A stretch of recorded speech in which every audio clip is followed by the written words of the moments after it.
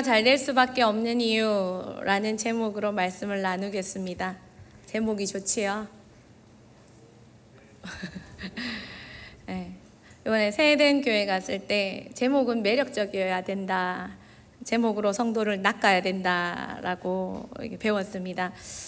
대인교회 성도들은 대인교회가 잘 될 수밖에 없는 이유 하면 좋지만 혹시라도 타교회 성도들은 뭐지? 이렇게 할 것 같지만 제 설교를 누가 타교회에서 듣겠습니까? 그러기에 나중에 우리 교회 많은 목회자분들이 나오시면 배출되면 대한민국과 전 세계 성도들에게 먹일 영의 양식이 되기를 소망하며 저는 오직 내부 고객만을 위하여 대인교회가 잘 될 수밖에 없는 이유. 옆 사람에게 한번 고백합시다. 당신 때문에 잘 됩니다.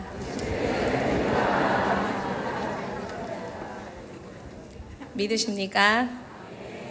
교회는 진리의 터전입니다. 오전에 목사님 말씀하신 것처럼 진리는 늘 승리할 수밖에 없습니다. 진리는 흥할 수밖에 없습니다.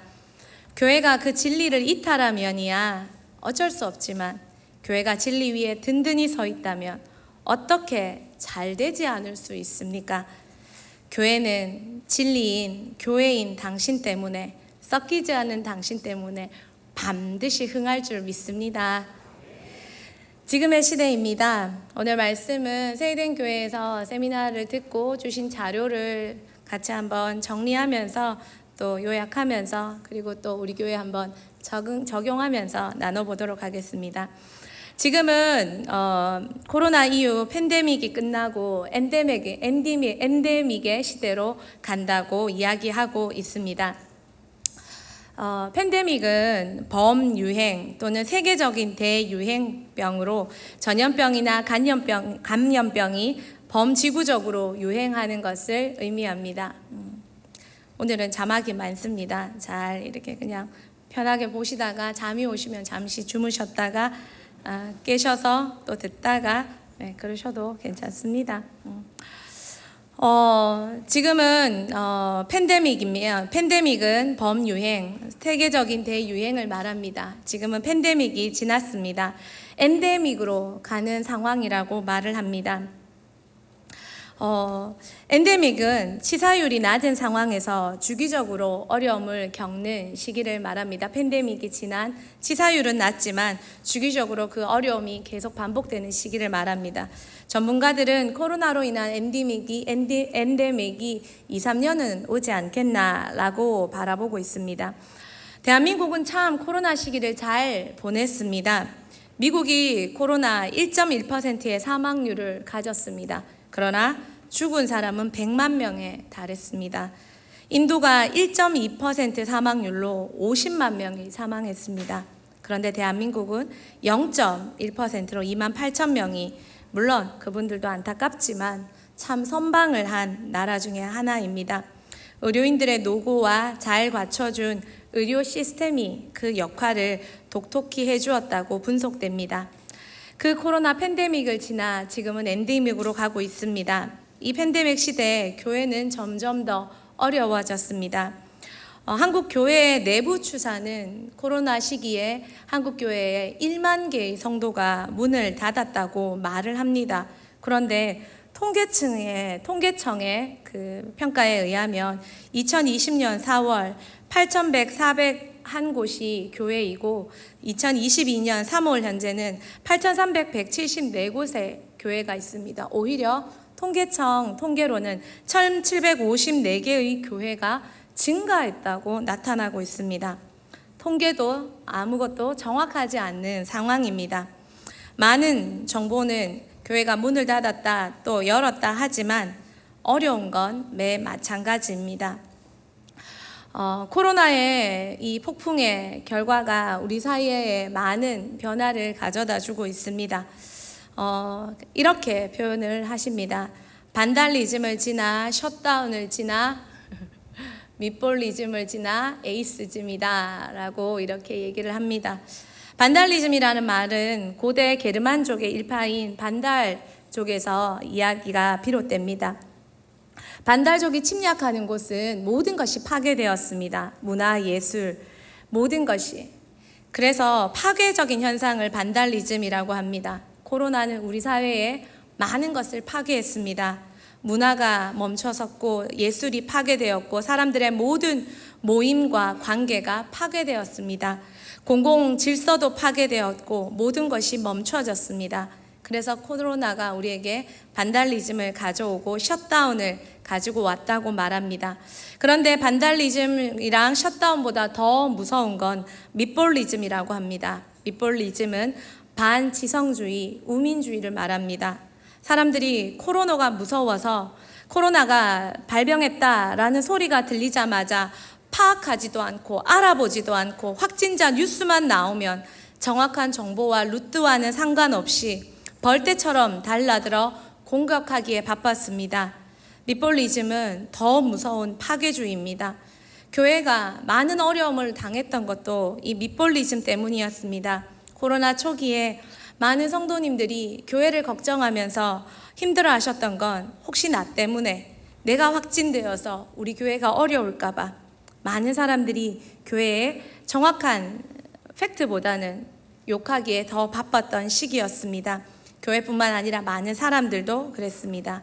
지금은 그 밑볼리즘도 지나서 에이시즘이라고 말합니다. 에이시즘은 불신주의, 무신주의를 말합니다. 마치 하나님이 없는 것처럼 불신하는 것입니다. 불신자들이야 그렇다 치지만 성도들도 이 에이시즘에 빠져 있습니다. 유신론적 무신론에 빠져 있습니다. 하나님을 믿지만 하나님 없는 것처럼 사람들의 그런 욕과 비난과 또 오랫동안 예배의 상실과 교회가 그들의 신앙에 많은 한국 교회에서 말입니다. 그들의 신앙에 도움을 주지 못했기 때문에 많은 성도들이 지금 이 하나님 없는 에이시즘의 불신주의에 빠져서 그렇게 살고 있다고 말합니다. 그 원인을 한국 교회의 지도력의 상실, 그리고 컨트롤 타워, 일원된 컨트롤 타워가 없는 것, 그리고 여론의 분위기를 막아설 수 있는 방비책이 없었던 것을 그 근거로 이야기합니다. 전염병은 인류 역사에서 늘 있어 왔습니다. 그리고 그 어려움에 교회에서는 대체로 그 어려움이 호기가 되었습니다. 진짜 그들의 신앙을 보여줄 기회가 되었기 때문입니다. 그러나 지금은 아닙니다. 이전에 과거에는 어려움이 교회에게 호기가 되었지만 지금은 경제도 어렵고 정치도 어렵고 사회도 어렵고 신앙생활도 어려운 때를 보여주고 있습니다. 과거 역사 속에서 교회가 전염병에 어떻게 대처했는지 잠깐 살펴보도록 하겠습니다. 간략하게 보겠습니다. 초대교회 시절입니다. 초대교회는 기독교가 로마에 들어갔을 때부터 처음부터 엄청난 박해를 받았습니다. 화형과 맹수의 밥이 되었고 그래서 성도들은 감당할 수 없어서 카타콤이라는 땅굴에 들어가 살았습니다. 이럴 때 로마에 전 유럽에 많은 전염병이 있었습니다. AD 165년에는 천연두로 추측되는 전염병이 돌았습니다. 로마 인구의 4분의 1이 죽었습니다. 로마 시내에 시체들이 많이 있었습니다. 그러나 정부도 부자들도 이 시체를 전염병에 감염될까 봐 치우지 못했습니다. 시내가 시체 썩는 냄새로 진동을 했습니다. 그때 한밤중에 검은 옷을 입은 사람들이 거리에 나타났습니다. 그리고 밤에 그 시체를 치우기 시작했습니다. 며칠 뒤 로마 시내는 깨끗한 도시가 되었습니다. 바로 카타콤에 숨어있던 기독교인들, 오직 유일하게 죽음을 두려워하지 않았던 그들이 그 거리를 깨끗하게 치웠습니다. 그들의 신앙은 죽음을 각오한 섬김을 낳았습니다. 또 AD 249년에서 262년에 홍역으로 추정되는 질병이 로마에 돌았습니다. 하루에 5,000명이 죽었습니다. 정부도 부자들도 도와주지 않았지만 이번에도 역시 그리스도인들이 남달랐습니다. 많은 사람들이 로마를 떠났습니다. 그러나 그리스도인들은 로마에 남았습니다. 그들은 돌아갈 곳이 있는 유일한 사람들이었습니다. 역병의 현장에서 환자를 돌보고 하나님의 사랑을 실천했습니다.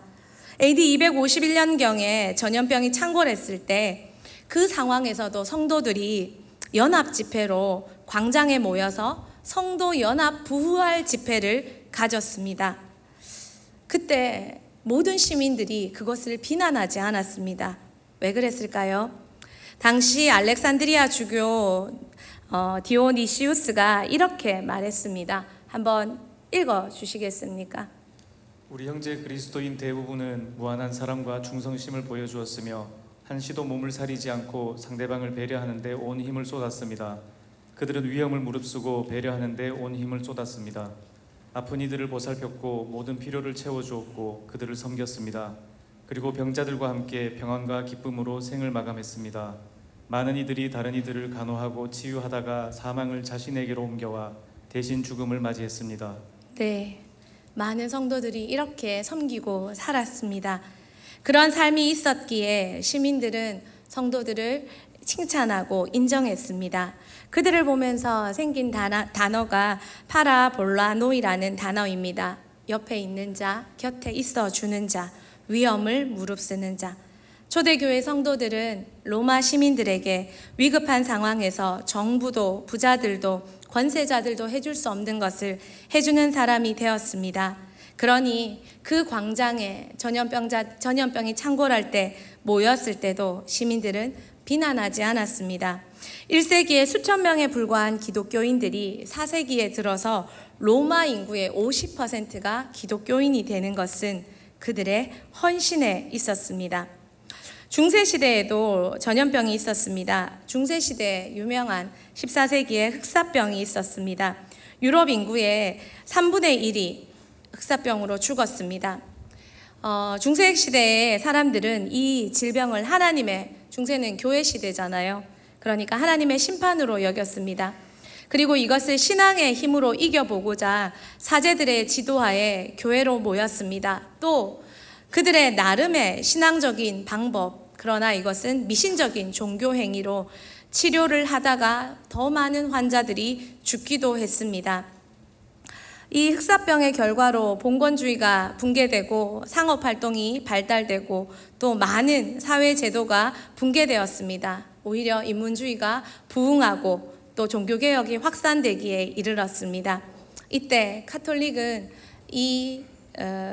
그 재앙 앞에서 그들만의 신앙, 그들만의 방법, 그들만의 돕고 섬기는 것이 아니라 그들만의 믿음으로 이겨나가려 하다 오히려 더 큰 재앙을, 진짜 심판을 당해버렸습니다.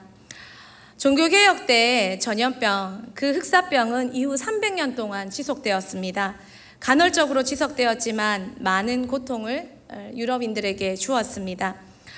이때 루터는 종교개혁 시기를 맞이하며 그는 육체적, 정신적, 사회적, 신앙적, 영적인 어떻게 교회가 이것을 대처해야 하는지 좋은 모델이 되어 주었습니다. 기도로 영적 전쟁과 싸웠지만 그는 리더로서 이성적으로 방역에 임했습니다. 루터가 이런 말을 했습니다. 2가지 죄를 짓고 있다. 왼편의 죄는 두려움 때문에 환자를 방치하는 것이고 오른편의 죄는 맹목적으로 하나님의 뜻으로 생각하고 맹목적인 운명론자다라고 하며 기도와 방역 둘 다 루터는 해 나갔습니다. 칼빈도 동일합니다. 칼빈은 흑사병으로 많은 어려움을 겪었습니다. 칼빈의 가족과 친구들이 흑사병으로 많이 죽었습니다. 그래서 칼빈은 심한 불안과 우울증 상태였습니다. 하지만 그는 제네바시의 의사들을 다 제네바의 그 공금으로 의료 지원 서비스를 하면서 의사들을 대대적으로 방역과 환자를 돌보도록 했습니다.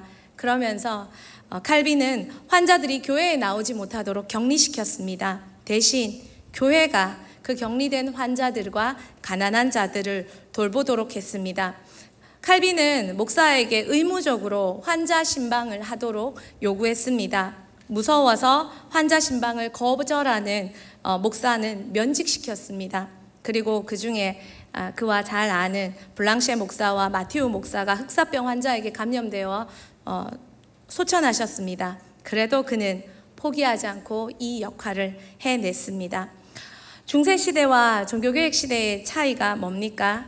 가톨릭은 그들만의 미신적인 방법, 금욕과 고행과 종교적인 미신적인 치료 방법을 보여주었지만 칼빈과 루터는 의료적인 방법과 기도를 함께 병행하며 그 도시와 성도들을 지켜냈다는 것입니다. 우리나라에도 이런 일이 있습니다. 초기 한국교회의 전염병입니다. 구한말 한국에 가장 피해를 끼친 전염병은 천연두와 콜레라입니다. 1886년에 콜레라는 6주 동안 서울에서 6,000명에서 1만 2천 명을 사망시켰습니다. 그리고 1895년에 콜레라가 창궐했을 때 언더우드는 북장로의 선교사들과 함께 가져온 백신으로 그들에게 찾아오는 모든 사람에게 백신을 접종했습니다. 그리고 세문안 교회 성도들을 환자들을 돌보는데 가르쳤습니다. 나라에서는 이런 방을 공고문을 붙였다고 합니다. 예수병원에 가면 살 수 있는데 왜 죽으려 하는가? 그 공고문을 보고 많은 사람들이 예수병원으로 몰려왔고 선교사들은 그들에게 콜레라 백신으로 감염되지 않게 도와줬고 또 우리나라 처음으로 개인 위생에 대해서 가르쳐 주었고 날 것을 먹지 못하도록 익혀 먹도록 지도해 주었습니다. 그 결과 많은 사람들이 살아났습니다. 무당을 찾아 구슬한 사람들은 다 죽었지만 세문안 교회의 교인들의 도움과 또한 선교사들의 도움을 받은 사람들은 다 살아났습니다. 이 콜레라가 퇴치되고 나서 정부에서 자원봉사로 섬겼던 세문안 교회 성도들에게 큰 돈을 하사했습니다. 그 돈을 세문안 교회 교인들이 교회에 헌금했습니다. 그 돈으로 세문안 교회가 지어졌습니다. 그 돈은 세문안 교회 교인들의 피값이고 목숨값이었습니다. 성도들이 그 돈을 모아 건축하며 이렇게 고백했다고 합니다. 하나님이 이렇게도 기도에 응답하시는군요. 19세기 조선말 성도들은 대한민국의 파라볼라노이였습니다. 곁에 있어주고 함께 해주고 그들의 사랑이 대한민국의 복음의 씨앗이 되었습니다. 앞으로 시대는 어떨 것 같으십니까? 코로나에 대한 교회들의 예배 대처는 다양했습니다. 유발 하랄이라는 유명한 사람이 이런 말을 했지요. 한번 읽어주시겠습니까? 전염병의 시대에 정부의 권력이 강화되고 종교의 힘은 축소될 것이다. 그러므로 한국교회가 선제적으로 대응하지 않으면 정부가 반드시 예배를 간섭할 것이다.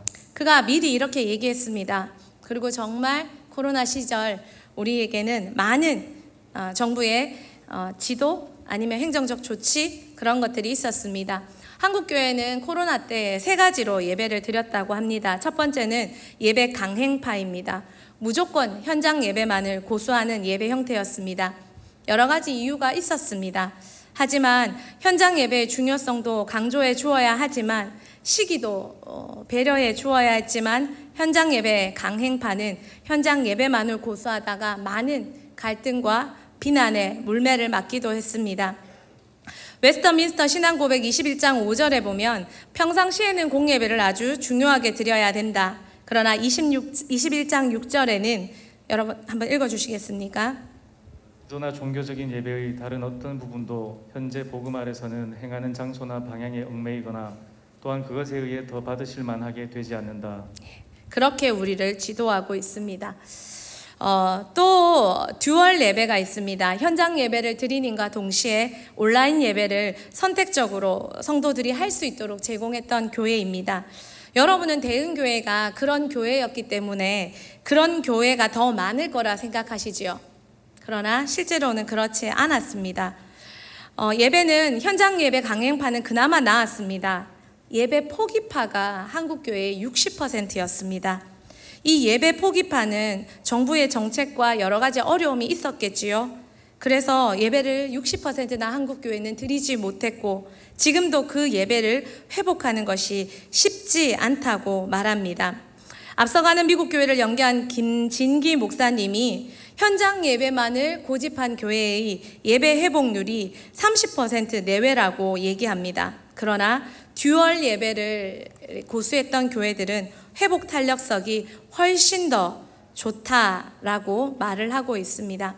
지방으로 갈수록 어른들이 많으시기 때문에 예배 포기 교회는 점점 더 많아졌습니다. 실제로 어떤 교회에서는 이장님이 찾아오셔서 절대 예배 드릴 수 없다고 강력한 공고에 어쩔 수 없이 예배를 드릴 수 없었다고 얘기하시기도 합니다. 팬데믹 시기의 회고와 아쉬움입니다. 시대는 점점 탈종교화, 탈기독교화, 탈교회화가 됩니다. 포스트 모더니즘으로 갈수록 상대주의의 사상은 점점 더 많은 사람을 선과 악이 없는 모든 것이 다 괜찮은 시대로 우리를 이끌어가고 있습니다. 그러기에 이것을 코로나는 더 가속화했습니다. 한스킹 가톨릭 학자지만 우리에게 교회론을 가르쳐줬던 이 한스킹이 그의 이렇게 은퇴식에서 이런 말을 했습니다. 다 같이 한번 읽어봅시다. 21세기 즉 미래로 갈수록 현대인들은 기존 교회에 대해 저항하고 거부감을 갖는 경향을 많이 보이겠지만 그러나 하나님을 향한 신심과 종교적 욕구 또한 영성에 대한 갈망은 더 커질 것입니다. 시대가 어려운 게 많습니다. 그러나 한스킹과 같은 신학자는 이 어려움이 오히려 교회에게 지친 사람들에게 죄악에 눌려버린 사람들에게 더 깨끗한 것, 더 영적인 것, 더 좋은 것, 그것을 추구하게 만드는 갈망으로 이끌 수 있다고 했습니다. 코로나로 교회에 대한 비판과 여론은 더 커졌습니다. 아마 세상에서 살고 있는 성도들은 그걸 더 많이 느끼실 것입니다. 전도가 쉽지 않고 쾌락이 난무하고 상대주의적 사고의 진리가 전파하는 건 쉽지 않습니다. 그러나 그렇기 때문에 많은 사람들은 진리를 갈망합니다. 진짜 제대로 살고 있는 사람을 보고 싶어하고 진짜 제대로 가고 있는 교회에 목말라 하고 있습니다. 성경이 말씀하시는 대로 사는 교회가 된다면, 타협하지 않는다면 그 교회는 하늘의 별과 같이 더 많은 사람들이 몰려오는 교회가 될 수 있습니다. 세eden 교회는 이번에 자신들이 대처한 대처법에 대해서 이야기를 해 주었습니다. 그리고 그 대처법으로 그들은 세eden 교회는 호기를 누리고 있다고 이야기를 하고 있습니다. 먼저 세eden 교회는 듀얼 예배로 최선을 다했다고 얘기합니다.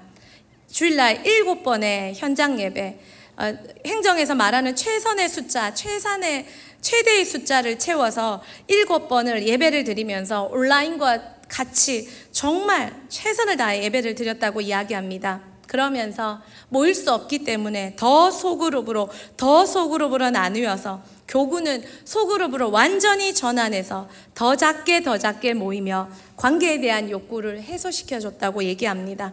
온라인 그룹도 너무 많아져서 다양한 주제의 다양한 온라인 모임이 개설되었다고 얘기합니다. 그리고 성도의 요구에 따라서 사역이 개발되고 스스로 뭔가를 하고 싶어하는 성도들의 요구에 따라서 스스로 할 수 있는 기획과 만드는 것을 사역으로 확대시켜서 성도들이 참여하는 영상, 성도들이 만드는 무언가를 하도록 해줬다는 것입니다. 이때 담임 목사님, 세eden 교회 소광성 목사님은 이렇게 그 방향을 잡았다고 합니다. 변화해야 할 것에 빨리 순응하고 변화하지 않는 것은 소중하게 지켜라. 우리 같이 한번 읽어볼까요? 변화해야 할 것에는 빨리 순응하고 변화하지 않는 것은 소중하게 지켜라. 다음 세대 사역도 세eden 교회는 동일하게 가정에서 할 수 있는 교제와 방법을 적극적으로 지원하며 가정에서 부모가 또 가족이 할 수 있도록 돕고 부서 사역자와 교사들을 끊임없이 점검하고 신방하고 지원했다는 것입니다. 세eden 교회의 강점은 그들이 말씀하시는 강점은 예배의 본질, 성경적인 초대 교회적인 원형 교회에 대한 갈망이 가득했고 또한 담임 목사님의 이 갈망이 여러 부교육자들에게 성도들에게 공유되었는 공유적인 목회와 또한 사직생의 각오로 교회에 올인하는 목사님과 성도 부교육자들의 태도가 또 성도들의 그런 모습으로 이끌어냈다는 것입니다. 그리고 한 번의 예배지만 주일 예배에 주님의 강력한 임재가 있도록 노력했다는 것입니다. 마지막으로 모든 방법에 대해서는 적극적으로 수용했다는 것입니다. 자, 여기까지 저의 보고입니다. 그럼 이제 마지막으로 우리 대흥교회에 대해서 한번 살펴보도록 하겠습니다. 대흥교회에 대한 전망. 먼저 코로나 시대에 대흥교회는 어떻게 보내왔는지 기억이 나십니까? 2020년 2월 성지순례를 다녀오시면서 대구에는 신천지발 코로나가 시작되었습니다. 모든 것이 셧다운되고 대구만, 그리고 대구 폐쇄론까지 막 일어났습니다. 담임 목사님은 안 계시고 사람들은 두려워 떨기 시작하고 월드메리디앙에 몇 번째 확진자가 나타났다고 흰옷 입은 사람들이 나타나서, 지금은 참 우스운 생각이지만 그때는 너무 무서워서 흰옷 입은 사람들이 나타나서 그 소독약을 뿌리면서 그곳에 있었습니다. 그리고 사람들은 걱정하기 시작했습니다. 그리고 목사님이 돌아오셨고 교회는 제자비전도 교회도 딱 한 달 동안 교회를 예배드리지 못했습니다. 그리고는 그 한 달 동안 모든 예배를 온라인으로 전환했습니다. 다행히 대흥교회는 그 줌 예배와 또 유튜브 예배와 또 실시간 예배가 구축되어 있었기 때문에 또 그 당시에 그걸 구축하지 못한 교회들에게 도움을 줘가며 그렇게 온라인 예배를 드릴 수 있었습니다. 그 당시 온라인 예배를 드렸지만 중직자분들과 찬양단과 또 목회자들은 현장 예배를 드리면서 예배를 계속 드렸습니다. 한 달 동안 목사님께서 새벽 저녁으로 특기를 했습니다. 특별 기도회를. 성도들 신앙 떨어지면 안 된다고 계속 특별 기도회를 하며 그 한 달간의 시간을 성도들의 신앙을 북돋았습니다. 그리고 나서 다시 현장 예배가 행정적 조치 안에서 드릴 수 있는 만큼 최선을 다해 드렸습니다. 2020년, 2021년 대흥교회 계획된 특기는 모두 다 했습니다.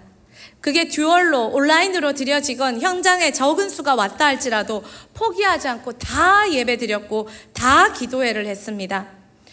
코로나의 확산이 점점 더 심해지고 행정조치가 점점 더 많이 왔지만 가다 쉬다를 반복하면서 이번 주 예배는 어떻게 드려요가 성도들의 질문이었습니다. 그래도 그것을 포기하지 않고 계속 이번 주는 요렇게, 이번 주는 이만큼, 이번 주는 저렇게, 이번 주는 저만큼 매주 바꿔가면서 계속 예배 드렸습니다. 현장 예배를 최대로 고수했습니다. 또 너무 다행인 건 드림센터, 비전센터 많은 건물들이 갖춰져 있어서 정말 더 많은 최대수를 예배를 드릴 수 있었습니다. 또 행정적인 조치 안에서 최선을 다해서 지켜가며 정말 이렇게 검사받는 학생 마냥 오시면 앞에서 찬양 인도를 하다가 뒤에서 그분들의 또 사명이시니까요.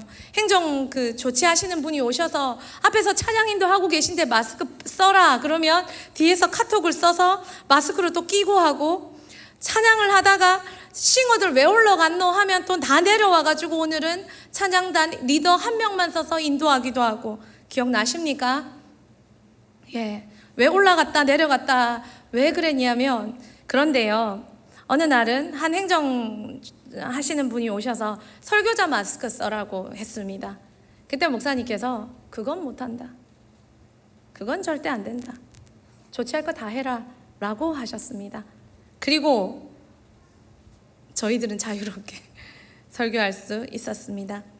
지금은 지나고 보니 웃으면서 얘기하지만 참 여러 가지 살 떨리고 신경 쓰이고 많이 고민하면서 지나왔던 시간이었습니다. 코로나 2년을 지나는 동안, 2년 남짓한 시간을 지나는 동안 많은 위기가 있었지만 크게 두 번의 위기가 있었습니다. 초기에 한 성도분의 자녀는 우리 교회 다니지 않으시는데 자녀가 확진을 받았습니다. 성도는 자녀와 함께 식사까지 한 터이고 또 그 성도님은 검사를 하러 밤늦게 가셨습니다. 그리고 저희에게 연락을 주셨습니다. 그때 한 달간 이렇게 여러 가지 좀 조치를 하고 있는 상황에 모든 성도님들께 다 연락을 드렸습니다.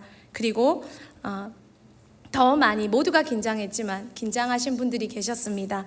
공립학교 교사님들이셨습니다. 그분들이 교회에 가서 코로나가 또 확진되고 그것이 또 자신들의 학생들에게 확진되면 이것은 걷잡을 수 없는 지역사회의 비난거리가 돼서 그렇게 연락을 드린 그 순간 바로 새로운 카톡방이 결성되었습니다.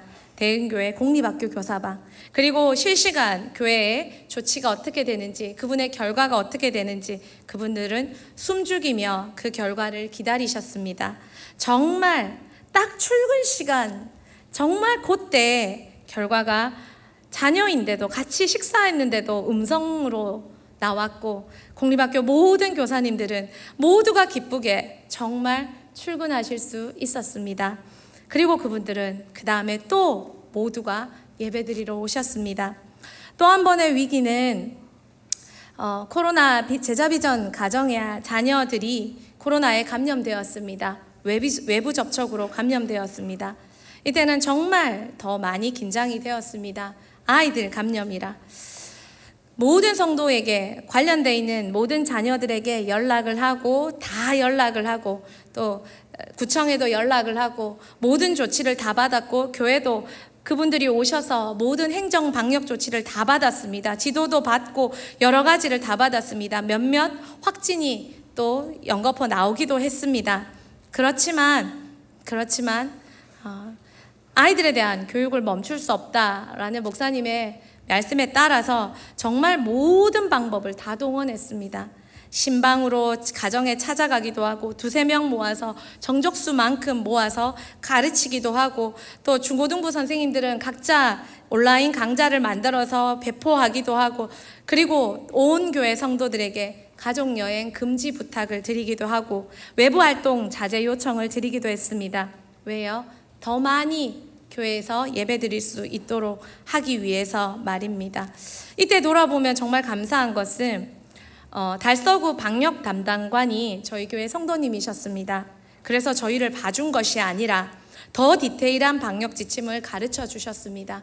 어떻게 방역해야 되고 어떻게 지도해야 되고 어디까지 연락해야 되고 더 정확하게 또 동산병원 코로나를 담당하시는 집사님이 계셨습니다. 그래서 실제적인 증상과 방법에 대해 가르쳐 주셨고 이동아 장로님도 여러 방면으로 정말 밤낮 전화 받아주시고 도와주셨습니다. 지금 생각해보면 저희 교회도 목사님의 그 확신을 따라서 절대 멈추지 않고 계속 예배와 교육을 지속해 갔습니다. 여러분 저희 교회가 더 기적인 것은요, 저희는 일주일에 한 번 모이지 않았기 때문입니다. 저희는 더 많은 시간을 같이 했습니다. 그런데 정말 하나님께서 그 모든 어려움을 이겨나갈 수 있도록 더 많이 도우시고 보호하시고 거기까지 감당할 수 있을 때까지 코로나의 확진이 나오고 긴장 상태가 될 때마다 공립학교 교사방은 만들어졌고 해답을 기다리셨고 응답을 기다리셨고 그러면서 각자의 학교에 조치를 해가며 그렇지만 그분들 단 한 분도 예배를 그렇다고 빠지신 적은 없는 것을 봅니다. 또 많은 직장인들도 참 많이 어려우셨을 텐데 예배를 포기하시는 대흥교회 영혼사역자분들은 없었습니다. 또 더 감사한 건 대흥교회 성도님들입니다. 정말 교회 사랑으로 교회 말에 귀를 기울이시고 순종해 주셨습니다. 어떨 때는요 중간 방학이고 이럴 때는요 교회 가족끼리 가족여행이 잡혀 있다는 소식을 들으면 전화를 드리기도 했습니다. 웬만하면 외부 격리해 주시면 좋겠습니다. 그 예에게도 순종하시면서 다 따라 주셨습니다. 그러면서 혹시라도 내가 간접 확진이 되면 누군가에게 확진을 당한 확진자가 되면 확진자를 접촉한 사람이 되면 제일 먼저 교회에 전화 주시고 교회에는 괜찮은지 자신 주변에 누가 있었는지 가장 먼저 교회 걱정, 교회 살펴주는 많은 성도님들이 계셨습니다. 교육부서는 예배 다 못 드렸습니다. 그렇지만 최선을 다해 온라인 예배로 또 신방으로 대흥교회 보육부서는 매년 바뀌는 교육부서가 아니라 정말 오랫동안 같이 해온 교사들입니다. 그러므로 더 영혼에 대해 집중하고 한 영혼에 대해 생각하며 살피며 그렇게 함께 그 사역들을 감당해 냈습니다. 코로나가 이제 팬데믹이 지났습니다. 사람들이 말하는 엔데믹으로 가고 있습니다. 같습니다. 코로나 이후 지금 우리 대흥교회는 어떻습니까? 여러분 보시기엔 어떤 것 같습니까? 예배 회복되었습니까? 많은 교회가 지금 우리 교회가 몇 퍼센트 회복했느냐, 70%냐, 60%냐, 50%냐 라고 이야기하십니다. 대흥교회는 회복을 넘어 매주 더 많은 새가족들이 등록하고 있습니다. 모든 교육부서를 비롯해 어른들까지 매주 진리를 찾아서 문을 두드리는 새가족 성도들이 더 많이 있습니다. 코로나가 끝나고 엔데믹이 되면서 우리가 시도한 게 무엇입니까? 3년 기도입니다. 오히려 우리는 회복을 넘어 부흥으로 더 넓은 비전을 향해 더 나아가고 있습니다. 하루에 새벽 기도, 그리고 매일 저녁, 그래도 지난번 3년 기도에는 매일 저녁 2시간 기도였습니다. 근데 이번에는 매일 기도 1시간 기도로, 저녁에 1시간 기도로 3년 기도를 작정하며 성전을 기대하며 성전 건축을 기뻐하며 미라클 컴플렉스를 기획하고 소망하고 있습니다. 여러분, 우리는 이게 그냥 너무 일상이어서 그런갑다 하지만 아직도 회복을 하지 못한 많은 교회가 들으면 이거는 기적 중에 기적이고 놀라움 중에 놀라움이라는 것입니다. 대흥교회는 더 많이 꿈을 가지고 비상하고 있습니다. 세대교회는 그렇게 목사님께서 성대 결절이 오면서 7번의 예배를 최선을 다해 드리시고 그랬을 때 어느 한 예배에서는 더 많은 성도들의 헌금이 모여져서 정말 이렇게 부흥했다고 고백하십니다. 저희 교회는 어떻습니까? 어느 한 예배, 한 행사가 아니라 3년을 기획하며 교회 성전을 위해서 헌금할 때 더 많은 헌신과 예물이 교회에 가득 차서 교회를 채우고 있다는 것입니다. 이게 우리 힘으로 했을까요? 이게 우리 힘으로 되어졌을까요? 하나님 보시기에 지금 우리 교회는 어떤 모습일까요? 확고한 비전, 확고한 방향, 확고한 중심으로 교회가 나와왔습니다. 목사님을 통해 그런 확고한 비전, 확고한 방향, 확고한 중심, 그리고 확고한 기준, 말씀 교육, 기도 사역, 그리고 전 세대가 노년도, 중년도, 또 아이들도 전 세대가 함께 이 길을 걸어왔을 때 모두가 비전으로 신뢰하고 말씀으로 신뢰하고 그 중심으로 하나 되어서 지금 이 길을 걸어가고 있습니다. 저는 참 대흥교회가 너무 많이 기대됩니다. 대흥교회는 앞으로 많은 성도들의 교회가 될 것이고 많은 다음 세대가 주역이 되는 교회가 될 것입니다. 이 대흥교회를 하나님께서 정말 대한민국에 다시 한번 부흥의 주역으로 사용하실 것이 믿어집니다. 또한 이 대흥교회가 교회답다면, 교회가 교회다울 수 있다면, 교회가 더 말씀과 성령과 진리에 집중한다면 오히려 갈급하고 아프고 죽어가는 많은 사람들에게 더 그들을 일으키고 세우는 그런 역할을 할 수 있는 것을 보여주는 교회가 될 것이라는 생각이 듭니다. 코로나 이후 코로나에 교회는 어떻게 대처했습니까?